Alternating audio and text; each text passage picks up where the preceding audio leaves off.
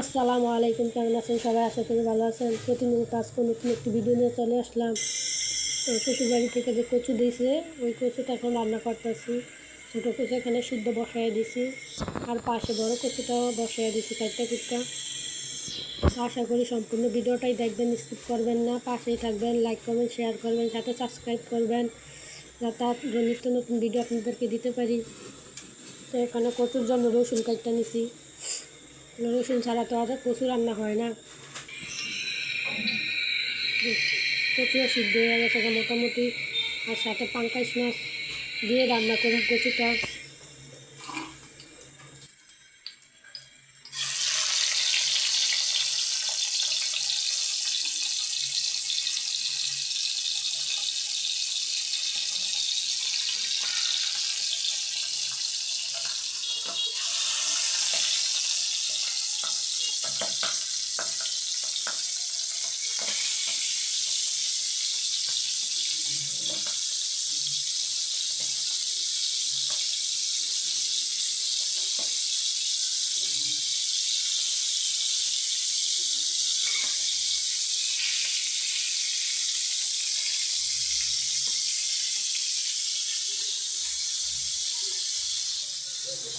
এখানে পাঙ্কাশ মাছটা ভালতে ভালতে এই যে ছোটো মাছ কচুগুলো এখন পরিষ্কার করে নিব।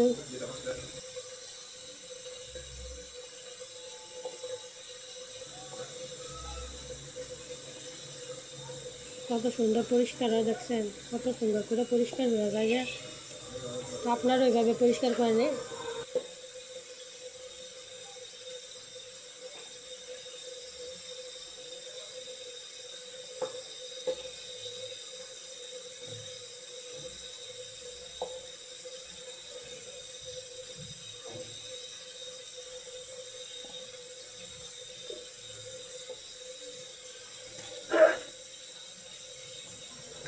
এই কচুটা অনেক সময় কচু ঘাটি করেও রান্না করা যায়, কারণ কচু তো কম, মানে অল্প, তো সেই কারণে একসাথে রান্না করে নেব দুটোটা।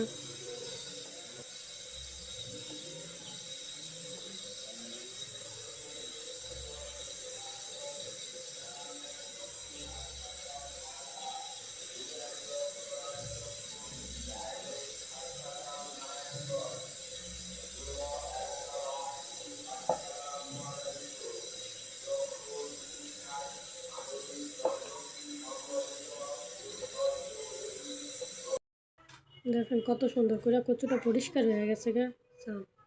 একদম অল্প কচুতে দুটোটা একসাথে রান্না করুন।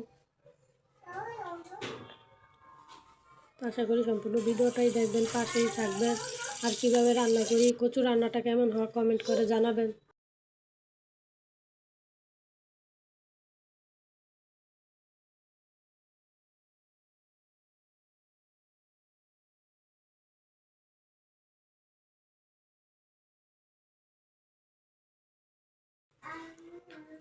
কচুর ভিতরে মশলা হিসাবে ওই যে জিরা বাটা আর রসুন বাটা দিব।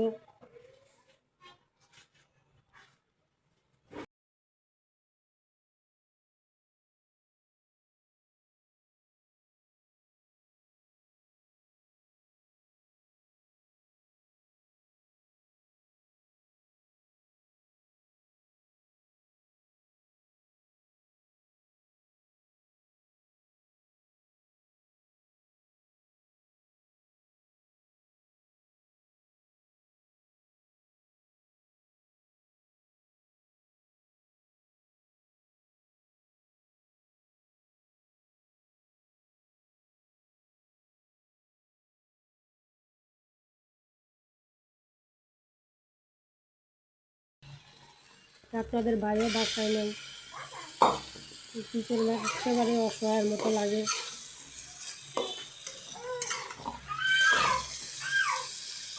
আর এখান দিয়ে ভাতটাও বসাইয়া দিচ্ছি, ভাতটাও প্রায় সিদ্ধ হয়ে কাছাকাছি।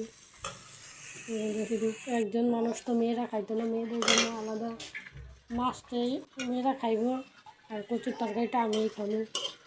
এই কচুটা আবার চুলকায় না, হালকা রসুন দিলে একেবারে চুলকায় না।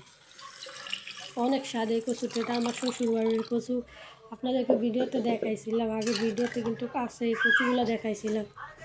এখন পরিমাণ মতো পানি দিয়ে দিছি।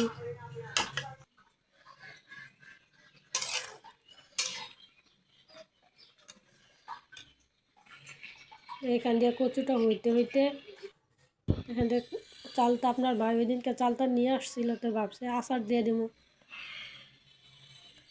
অনেক দিন হয়েছে চালতাটি কাটা কুটা হয় না, আপনার ভাই যাওয়ার আগে এগুলো কিনে নিয়ে আসছিল। কারণ এদিক দিয়ে যে তরকারিটা হইতে হইতে আমি কচুটা কাটা নেবো। ভাতটাও কিন্তু হয়ে গেছে গিয়ে, শুধু একটাই তরকারি রান্না করবো, মেয়েদের জন্য মাছ, মেয়েরা মাছ খাইব আর আমি তরকারিটা খাবো।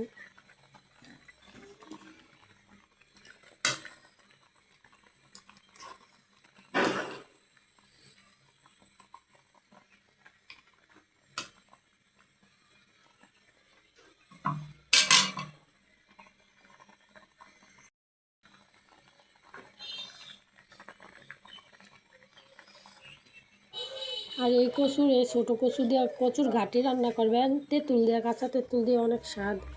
আর আমি মাছ দিয়ে রান্না করছি, কারণ কচু তো কম, আর এখন ধনিয়া পাতা দিয়ে দিছি।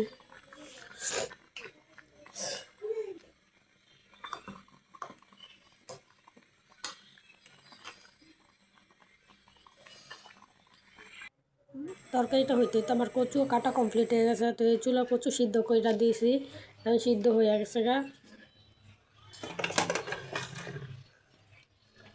আপনার ভাই চালটা নিয়ে আসছিল টক খাওয়ার জন্য, তো আপনার ভাইও নাই, তো আপনার ভাইও বাসায় নাই, চালটাও নষ্ট হয়ে যাবে, তো আচার দিয়ে দিতে আছে চালটা।